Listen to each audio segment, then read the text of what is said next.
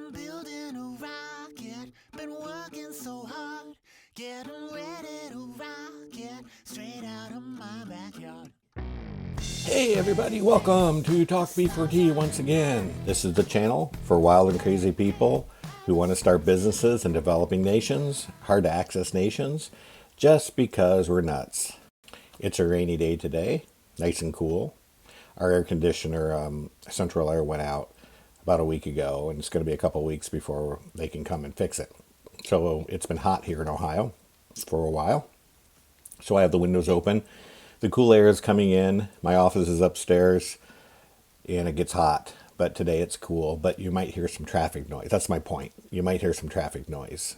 Again, when I'm rich and famous, I'll have my own studio and proper equipment. But for now, I'm doing it the way I best know how. So today I wanted to talk about entrepreneurship. Are you an entrepreneur? And I think that's something that needs to be seriously considered when you're thinking about doing business, particularly B4T, but any kind of business, starting one. Are you an entrepreneur? So let's look at some of the attributes of an entrepreneur, and you can tell then whether you have them or not.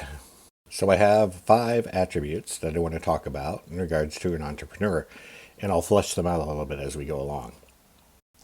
I started off wanting to do this video of 5 things, 5 attributes of an entrepreneur. But as I started talking, I began to realize each attribute is kind of a video in itself. So we're going to start with the first attribute, and then we'll do the others in other videos in the future.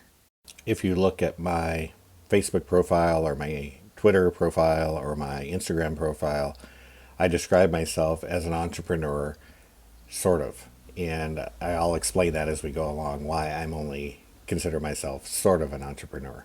Number 1, you gotta be willing to work hard.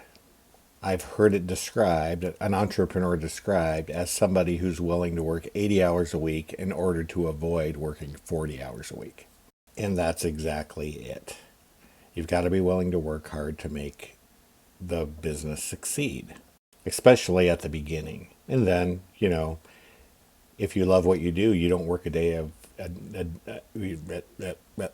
If you love what you do, you don't work a day in your entire life. That's not to say you don't have days when you're dragging, or maybe periods when you're dragging. When I was running Dynamic, we had to find a way to make the business profitable. And we weren't going to be able to make it profitable initially because, like I mentioned before, we were in a poor Muslim ghetto. We couldn't charge massive amounts of money. But our overhead was also pretty low. But to put us over the top, I got a contract with a call center, and I would go to this call center. I would go to several corporations, actually, and train them in English skills and how to talk to Americans.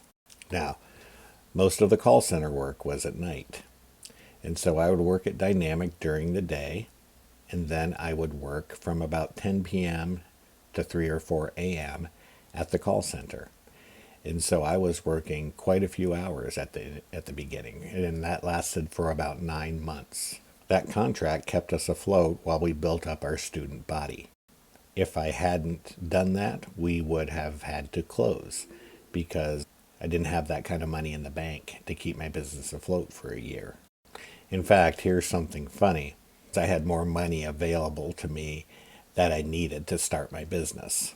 Therefore, I was not concerned about making money quickly. Because of that, I wasn't under a whole lot of pressure until that money started to run out. Once that money started to run out, I was like, oh my gosh, I'm going to have to close if I don't start generating more income. And so that's when I got the call center contract. So having an excess amount of money in the bank isn't necessarily a good thing for an entrepreneur. So in this particular case, I am an entrepreneur. I fit this profile. Do you fit this profile? Do you have the desire to work hard in order to make your business work? And there we have it. That's the first one of 5 of attributes of an entrepreneur that I'm going to go through. Looking forward to doing the next one. Innovation. Are you an innovative person? We'll talk about that later. And thanks for tuning in. Don't forget to subscribe by hitting that target. Bye-bye. This is Jay for Talk Me4T.